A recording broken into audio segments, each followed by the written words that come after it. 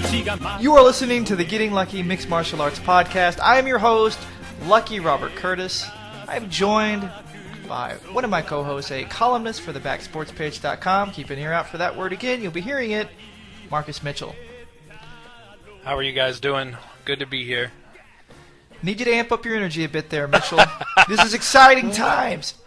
Welcome to the Cage Chat, gentlemen. We do have a very special announcement. Backsportspage.com is now going to be carrying the Getting Lucky Mixed Martial Arts Podcast along with our sponsor, WhatCulture.com, and our friends at MMAshare.com. So, Backsportspage.com, welcome to the family. You are now part of our cult. Woo! Also, we do have an announcement that's going to be coming up in the next few shows, a fan giveaway. I just want to give you a little foreshadowing, little tease, probably in the next show, maybe the show after that. We're still finalizing some details with the UFC and with some other things, but we got something very nice, very fun planned for you guys, because we really appreciate all of the word of mouth you're spreading, all of the wonderful comments and sexual favors you're offering, Mitchell. Me, I'm married, I'm fine, I don't need anything. Let's get our show started with our little news of the weird from the annals. I'll start, and I want to introduce our casual MMA fan to a man known as Travis Fulton. Mitch, are you familiar with Travis Fulton? I am familiar with Travis Fulton, and I think the information you're going to have on him is going to interest some listeners. That's why you're the best color man in baseball. Travis Fulton is 35 years old. I am older than Travis Fulton. Travis Fulton has several MMA records. He has fought 307 times. I repeat, 307 times. That's a record. He has won 247 times. That is also a record, although I've heard that Anderson Silva is 2 years away from breaking it. He has 91 knockouts. Also a record.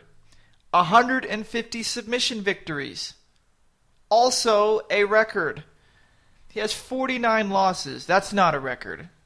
Apparently Tim Sylvia has 53. He has been submitted 25 times. He's been knocked out 9 times. He has 10 draws. That's got to be a record. I don't know if that's a record, but that's got to be. And apparently he's 2 split decisions behind Leonard Garcia. I was going to say, how many split decisions does he have? Hey, our guy, the Mexican zombie, the split zombie, he's got it. He is now one of the favorites of this podcast. If you haven't heard, go check out our interview with him. Or Mitchell and I each wrote a piece on it. Go check it out on WhatCulture.com or Backsportspage.com. Mitchell, let's plumb your anal. What was your news, your weird fact or story? My weird story, I guess, is something most people have probably heard of by now. But in Ben Henderson's recent championship victory, it seems he fought 5 full rounds against Nate Diaz, one fighter known for his high level of boxing, with a toothpick in his mouth the entire time, which has brought up a lot of, it's drawn a lot of ire from a lot of people. I mean, what are some things you've heard, Rob, about people talking about the toothpick saga? Well, first off, the guy's nickname is Benson Smooth Henderson. So I feel like from a brand perspective, he has to do everything with a toothpick in his mouth. That's pretty pimp. I mean, the pimp hand is strong with this one. Apparently, from what I've heard, he wrestles with it, he trains with it, it hardly ever leaves his mouth, and he's actually really adept at flipping it around and sort of containing it in some sort of gum storage container to where it doesn't bother him. Reaction that I've heard has just been making up crazy scenarios where he it could possibly come out of his mouth and fall on the ground, and Nate Diaz could have stepped on it, or he could have gotten punched in. Yeah, stepped on it point up. It's not a thumbtack. How would it land point up? It'd have to land in the canvas. So it would actually like an arrow, like ding ding ding ding, like a javelin from the Olympics, ding ding ding ding ding, and then like Diaz steps on it, goes through his foot to the other side. I guess so. The best one I heard was that he could have been punched in the toothpick, and then it would have gone into Nate Diaz's glove, and then Nate Diaz would have punched him in the eye. But I don't think Nate Diaz landed any punches that fight, so that probably wouldn't have happened either. I'm sorry. There must be some confusion. Was this toothpick made out of titanium? I don't know. Exactly. Especially if it's been in his mouth that long, it's going to be pretty soggy and break in half if it's touched. It's going to have the texture of driftwood. All right? Right. This is ridiculous. Although I will say this. You do know that Benson Henderson is half Asian. And with that psychotic level of Asian focus, which we've been talking about offline, what if, in a future fight, Benson Henderson laces his toothpick with, say, cyanide or arsenic, and at a very critical moment of the fight that he's losing, he pulls it out and dabs it on his opponent. They die in the ring. He keeps his championship. Very nefarious. Are we sure Benson Henderson's not half North Korean? You're right. That is an absolutely ridiculous story. Although, from what I read, the commission said there's no rule specifically saying you can't fight with a toothpick in your mouth. So apparently he won't be punished. No, he won't be punished, but it will be annoying now when fighters step into the cage and they're being checked for their mouths for sharp objects and stuff. Well, they kind of should do that anyway. And you know what irritates me, or what rather should say, what concerns me, is there's no sort of catch-all rule that says, even though we didn't expressly state that you couldn't come into the octagon with deer antlers strapped to your head, there's a rule that says, yeah, don't do that. Just use common sense. And I think the toothpick thing should be sort of catch-alled under a, don't do that. That's weird. Yeah. Do not have anything that can be determined as a sharp object by the referee. One thing should be simple. When that came out at the post-fight press conference, which I believe was UFC on Fox 5, Nate Diaz was asked about it. He goes, I don't know, but if it is, that's weird. He's very poignant, that yes. Diaz. Yes. He has a very interesting accent. It's hard to place what exactly I would call it without being completely offensive to several groups. I think it's 209 Special Ed. Let's go to Cage Fixers. Okay. This is where Mitchell and I use our vast, superior, alien-like intellect to fix mixed martial arts. Yes, we try to use our vast knowledge from all around the MMA world, from every website that we read and all the shows we see and all the whining that everyone does to figure out what would be the best way to fix our favorite sport. Take it to the next level. Right. That's our theme. Take it to the next level. Kick it up a notch. Kick it up a notch. What I'm going to do is I'm going to focus on, last time I said we should have cruiserweights, and I still firmly believe that. In fact, let's bring in Travis Fulton and give him a championship match straight away. I'm going to focus on MMA judging this time. MMA judging uses a strange, archaic judging system that boxing uses, which is the 10-point must systems. And the way that works is that every round, one fighter must be awarded 10 points. And the other fighter must be awarded less than 10 points, so that there is a clear winner in the round. In boxing, this makes a little bit more sense because boxing is extremely one-dimensional. Punching. Not even kicks, not even elbows, occasional biting, but basically punching. So you can say on a boxing scale, this guy's deserving of 10, and this guy's deserving of 9. Now, when you bring it over into mixed martial arts, how does it break down, Mitchell? It doesn't make any sense. The rules, as you stated, are just for the stand-up game. There are too many other things in mixed martial arts to score. But I in this sport, I don't see why there is a must-win rule or why a 10-8 rule or a 10-8 round or a 10-7 round is so rare. I mean, there are cases where you could make a better case for a 10-8 round than how often they're given, but I don't think it translates well at all. But I'm not positive, and I don't think anyone is, on the best way to fix it. Do you have any thoughts on that? Well, I'm glad you asked. So, yes, it is a 10-point must system. And the thing about 10 is it's just an arbitrary number. That doesn't actually, there's been no analysis to see if having weighting each round at 10 points is actually conducive to picking the best winner. And then assigning the loser either a 9 or an 8 is a good indicator of if a guy is super dominant, a.k.a. Gray Maynard, Frankie Edgar, round 1, if he should win the next 2 rounds, if he should win the fight, if the next 2 rounds are razor close. The other thing about boxing judging is they really only give 9s or 8s to the loser. What's the point of having a 10 full point? Like if I beat you to the point where you're unconscious at the end of the round, and I'm punching you, kicking you, I put you in 4 or 5 submissions and let you out, is that a 1? Do you get a 1 for that? What could you possibly do to get a 1? And why have a 10-point system if you can't get a 1 or a 2 or a 3? Can I keep going? A 4 or a 5 or a 6 or a 7? I don't know if there's been a 7 round. I feel like there has been a 10-7. I think the whole point comes down to, I guess to your point, why have that? Because if you do get a 10-7 round, not only are you highly unlikely to come back anyway, say it happens, say you're the guy that got the 7 in the first round, you're going to have some type of historical comeback, like be able to get your wits about you very quickly in that minute they give you, and come back out and knock the other guy out or submit the other guy. It's almost like take what happened to Junior Dos Santos recently. That guy for the last 22 minutes of the fight was out of his mind. He was outside his head. He couldn't get it together. But let's say Cain Velasquez beat him even worse in the first round, and they scored it a 10-7, and it was only, I guess, a 3-round fight. There's no way for him to come back mathematically other than a finish.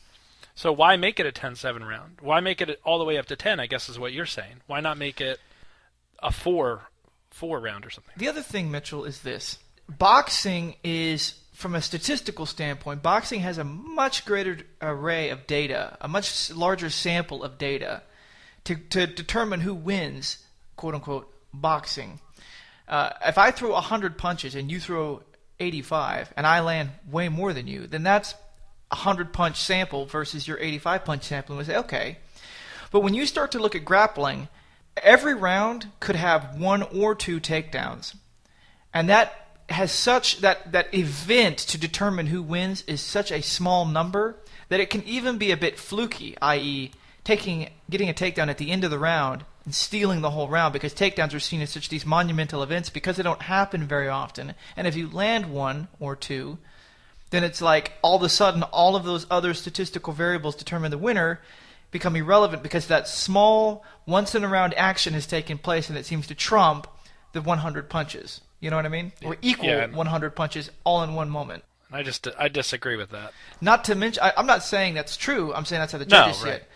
Right. Not to mention a submission attempt. These are the most underjudged, undervalued moments in a fight. Like when Vitor Belfort nearly popped John Jones' arm.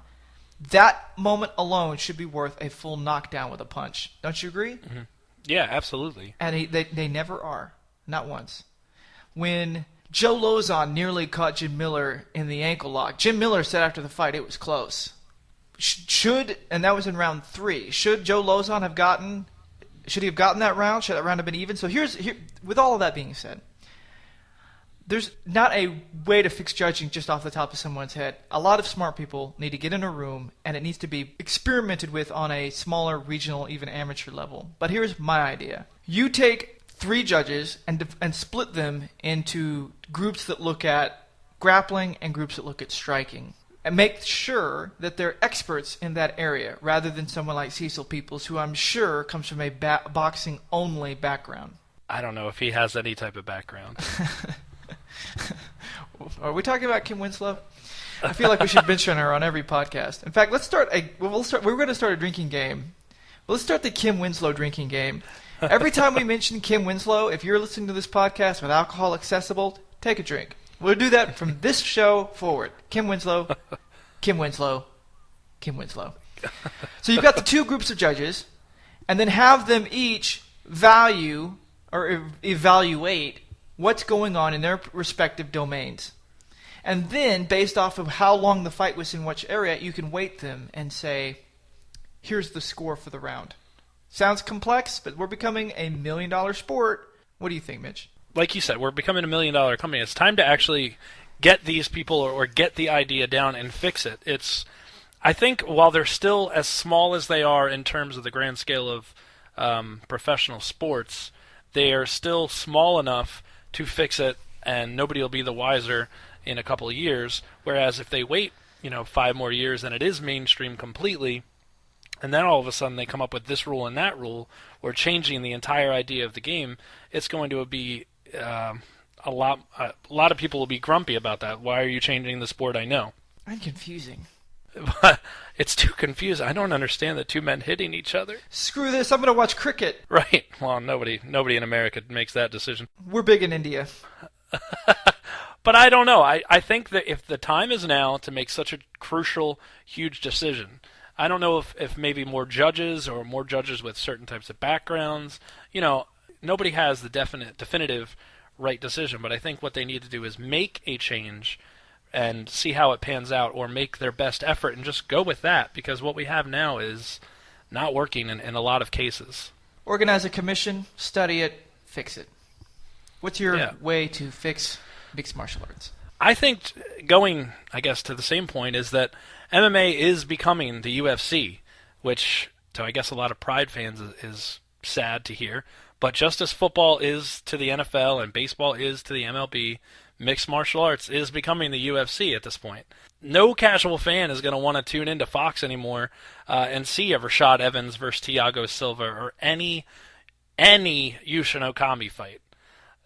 No one's going to want to see that lay and pray fest. I mean, you pay for the fights. I pay for the fights. I pay for the pay-per-view, and I certainly don't want to shell out money to watch them. No casual fan's just going to turn to that channel to watch them. So what I'm getting at is I think the KO of the night and the submission of the night bonuses are fantastic, but there should be some type of stoppage bonus. I don't know if you can make a fighter like Yushin Okami go for the stoppage all the time, but make it a percentage of their winnings. Make it a percentage of their purse if they win. I know that in the UFC, if they win, they double their winnings. Make it an even higher percentage, something like that. On The Ultimate Fighter, for every fight that gets stopped, the fighter gets a $5,000 bonus.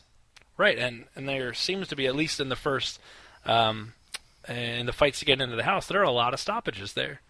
But, I mean, sure, there are lower class fighters fighting lower class fighters, but at some point, sometimes you're watching the fights and it's like, what are you doing? Like I remember in the most and I hate to pick on him, but the most recent Yushin Okami fight, what was he doing? He was literally holding his opponent's shoulders down. Belcher was just like, what are we doing here?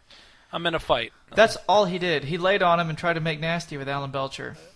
He said, listen. I was actually mildly, morbidly curious as to what was he going to finish in another way?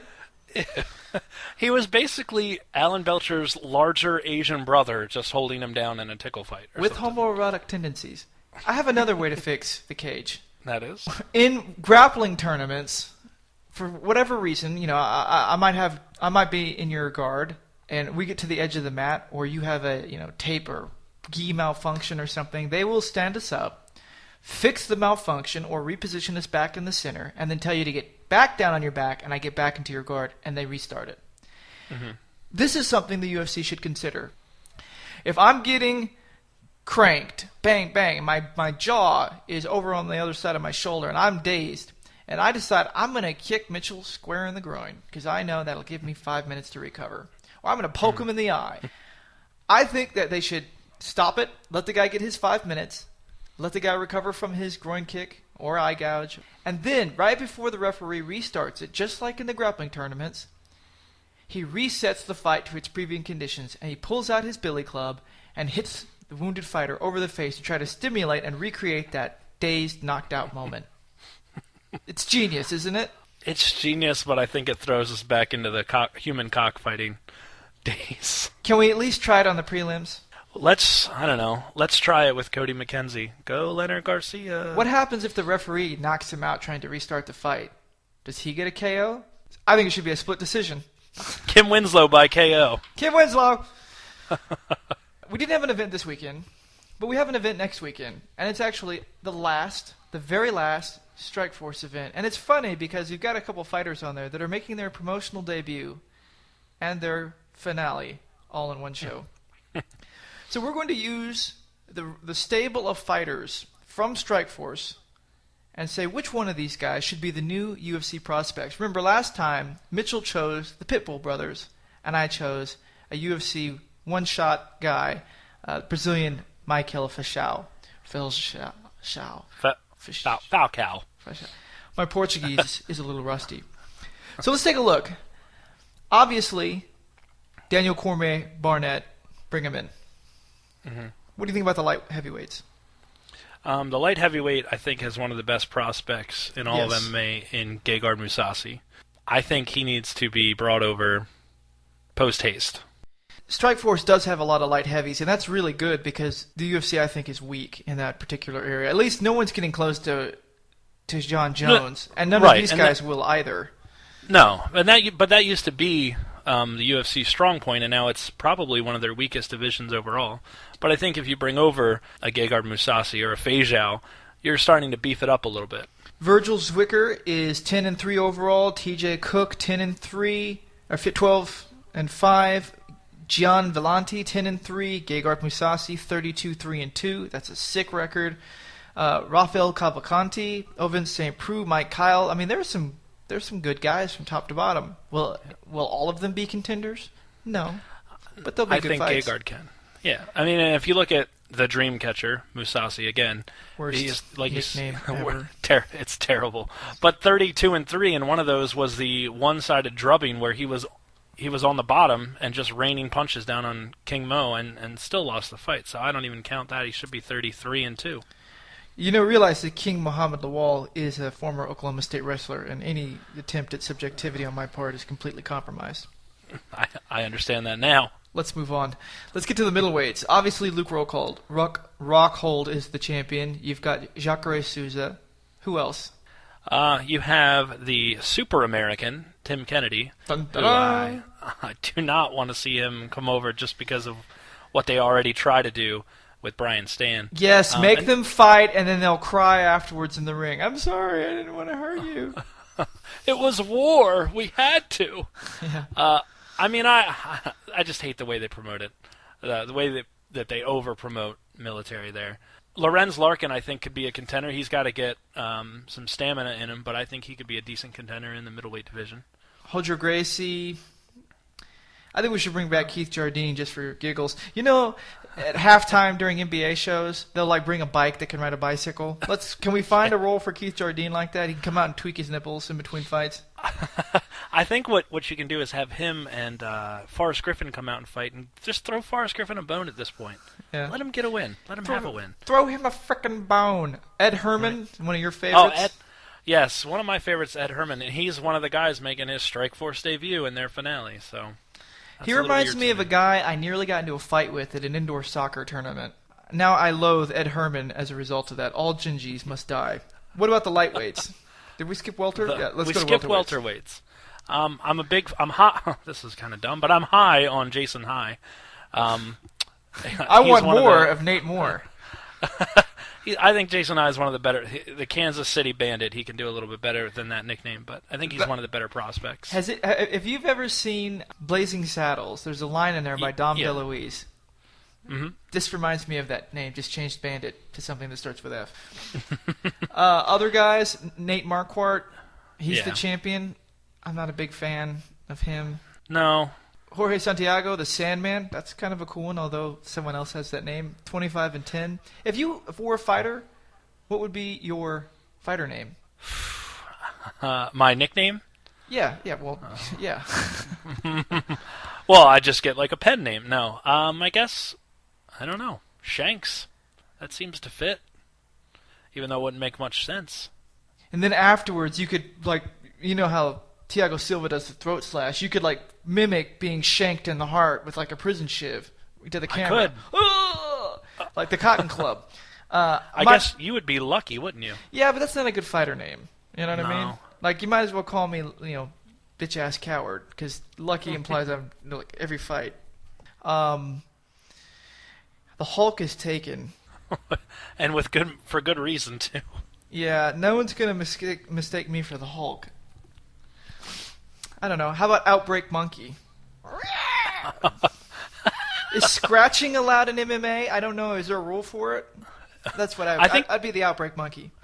You could throw yourself some type of corny Australian nickname, since you're a transplant and you want to fit in more with the Aussie crowd. I don't know what it would be. Again, I'm the host of this podcast, and I feel I need to... No. I'm saying you could appeal to the Australian fans. Let me finish. It's not Aussie. It's Aussie. Oh, I'm sorry. Aussie. Yes, not Aussie, not like Aussie Davis. It's Aussie. Uh-huh. Okay. Lightweights. Gilbert Melendez, he's a no-brainer. Josh Thompson. Mrs. Cyborg. Lightweights, I think, coming from Strikeforce, just like in the UFC, are the deepest division. I think you look at a guy, just like you said, Josh Thompson and Melendez. I think also Pat Healy is going to be something. I like watching KJ Noons fight. I like watching KJ Noons have jabs bounced off his head. I also like Ryan Couture. I think I don't know if he's ever going to be anything, but it is interesting to see him succeed. And Jorge Masvidal is a game fighter. Yeah, like George well. Gagel, El Terrible, Estevan Payan. They've got a lot of guys with good records. Finally, female bantamweights. Why would Cyborg Santos be in that list? Not sure. I don't know if she's coming over, though. Well, I hope she does. Like we said last time, she's working with Dolce to get down into the only... This is what the UFC has to do. Now, obviously, you would love to see Rousey fight Cyborg, and I think that fight has to happen. But if we're going to do an Ultimate Fighter women's and have female coaches, I think you have to have Rousey versus Kaufman. Because to me, Kaufman is the number 2 fighter. 15-2.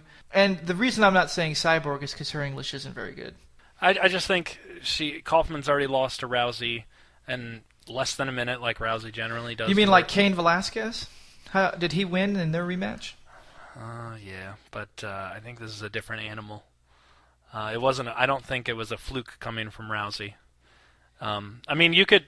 I think if you want to go that angle, make it Miesha Tate, Ronda Rousey. First of all, they're both drop dead gorgeous, and that makes for good TV. And I think Miesha Tate put up a much better fight against Ronda Rousey than anybody else has. Speaking of women's fighting, let's just give a tip of the hat to the Invicta FC card last weekend. Oh yeah, very nice. From what I understand, one of the fighters had a wardrobe malfunction. I haven't seen it, but one of the female fighters on the card tweeted it out that she apologized for showing her bits. And she was thankful that she wore, I believe, an undergarment that she debated whether wearing or not. I don't know exactly what she's talking about. I'm sure there'll be a GIF popping up on the internet. Maybe you want to check it out. Maybe you don't. It's up to you. I haven't seen it. I'm going to in about 25 minutes when we win this show. Let's talk about the MMA share question of the week. This comes from our buddy Blood Money, who is I see what you did there. Thank you. He's a big fan of the show, and we really appreciate his efforts to spread the word over there. I believe in Boise. Boise, welcome aboard. This is what he writes. Before UFC 155, we had quite a few potential number 1 contenders. After UFC 155, it seems the middleweight division just got more confusing than ever. Alan Belcher and Tim Boesch were both prospects that were on the verge of contention.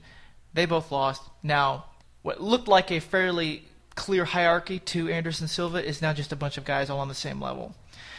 So what he wants to do, what Blood Money suggests, is that much like the welterweight tournament that's happening in March, when GSP faces Nick Diaz and you've got Hendricks and all the other top welterweights fighting on the same card, he suggests that we also do a middleweight matchup on one card, let them all fight, and then see who rises to the top based off of their wins and who performs best. So with that being said, with the guys coming over from Strikeforce, like a Jacare or a Rockhold, give me 2 or 3 fights between the top contenders that you will think will clearly differentiate who is deserving of the title shot after Michael Bisping.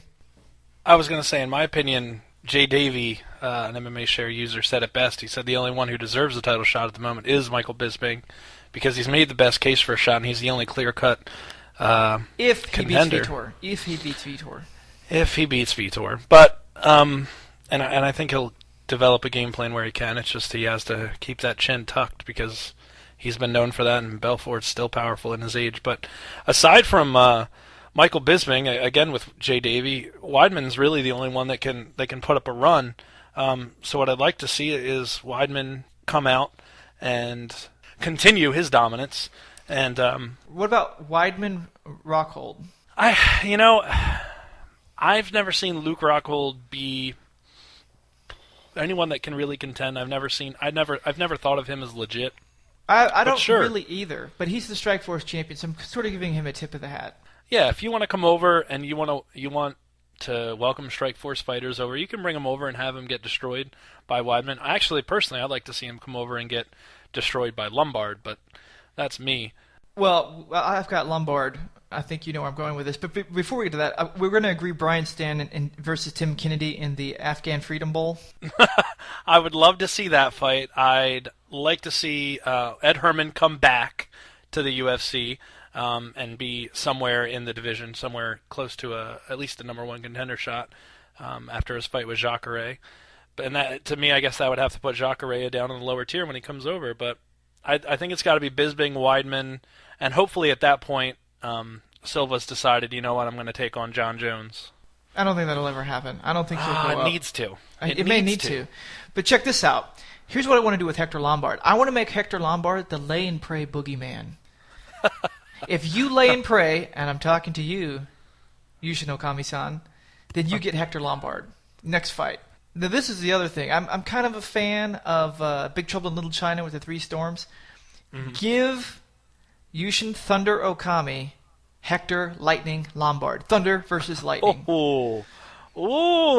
Then after he destroys Yushin Okami, maybe give him Jake Shields just for fun. That guy's got some lay and pray sentencing built up over his head. And he's got the chin that Lombard can take advantage of. Hector Lombard may actually crack his head open in half like scanners. How unreal was it to see someone of Lombard's size go against someone of Paul Harris's size and just dominant from one side of the fight? I felt like I was watching an Oompa Loompa pit fight. Those guys, there's no way they really weigh that much. Like, let me bask in the glory of that wonderful win, and thinking of future Christmases as Hector Lombard passes out all the stockings of coal to the lay and prayers that I can't stand watching. No, you do like some of them. I don't consider wrestlers, to be lay and prayers. That's where I draw the line. There is a certain lay and prayer who is redeeming himself at this point, and actually, he used to be like one of my least favorite, and his last fight made me he's completely turned me around. I'm a huge fan of him now. I won't say his name so as to offend you that I ever disliked him. Let's say his name.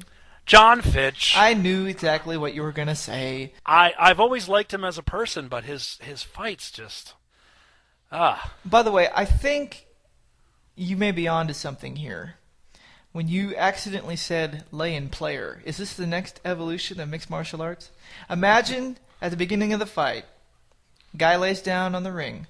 Hey, baby, come over here. Could someone resist not jumping into his guard, and what sort of nastiness would entail? Submission? I'm sure of it.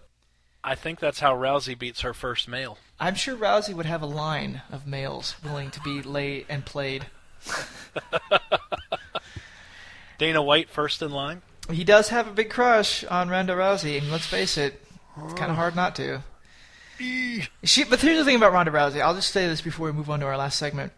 Rousey is absolutely one of those crazy girls. I'm telling you, if you date Ronda Rousey, there will be a moment where you wake up where she's sitting on your head crying, holding it like a .357 Magnum at you. Or you come home and she's throwing all your stuff out the window and setting your records on fire. She's crazy. Yeah, she's crazy, but I will say this. If you're going to date Ronda Rousey, do it right before she has a fight. If you've heard, that's when she likes to gets down. And if you're going to date Cyborg Santos, make sure it's right after she juices, because apparently, I won't even make that joke. It's so disgusting. That's gross. We have to finish our show, which is probably going to go down as one of the most infamous of all time. We like to help you guys out in determining and fixing this ongoing, never-ending debate of who is the greatest fighter of all time, pound for pound. We took this idea from the Basketball Jones, so thank you for that. Who is the best fighter? Anderson Silva, Fedor Emelianenko, or George St. Pierre? And what we do is we try to look at all the different things to help. What's better, their striking? What's better, their timing? What's better, their takedown defense? And we look at everything. And hopefully, with this extremely microscopic view, will eventually be able to determine who is, in fact, the greatest mixed martial artist of all time. And the aspect we're going to look at today, Mitchell, who is better, Anderson, Fedor, or GSP, at baking? Ooh. At baking. Baking. Again, with the last time it was ice skating, and I thought it was a for sure no-brainer GSP's way. I believe that this one's a no-brainer Fedor's way, and I'll tell you why.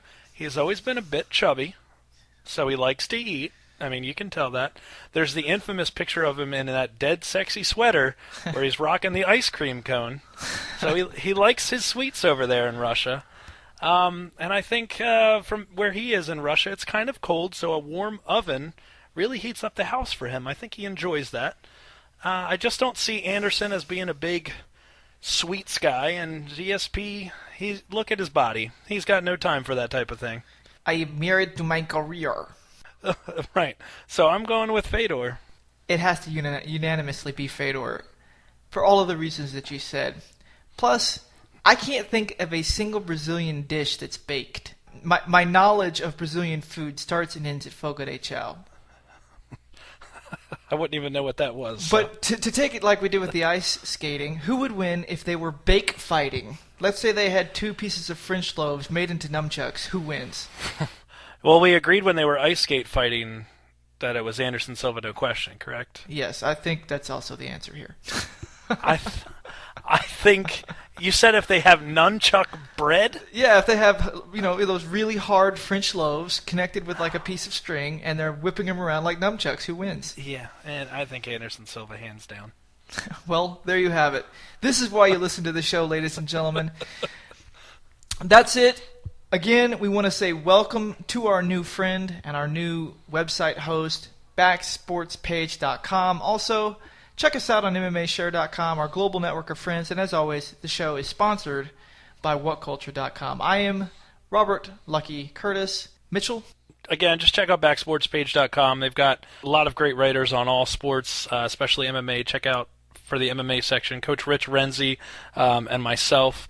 We're also looking to get as many fighters as we can for our podcast, and we were recently replied to by Leonard Garcia. Again, if you haven't checked out that show, go check him out. But Rob reached out to him on Twitter. He came back. So it'd really help if we can get some members on board and tweeting out to certain fighters, copying the YouTube link of our podcast that might mention them. For instance, any of the fighters we may have mentioned today. The more fighters we get, the more notoriety we get, the bigger we get. So thank you for listening, and any help that you offer, we really appreciate. Yes, thank you for all of your support. We love you, and to show that love, check back next time, or the time after that, depending on when we can get everything finalized with the UFC, for a very spectacular, awesome fan giveaway. Kim Winslow, Kim Winslow, Kim Winslow. Drink up, fuckers. All right. See ya.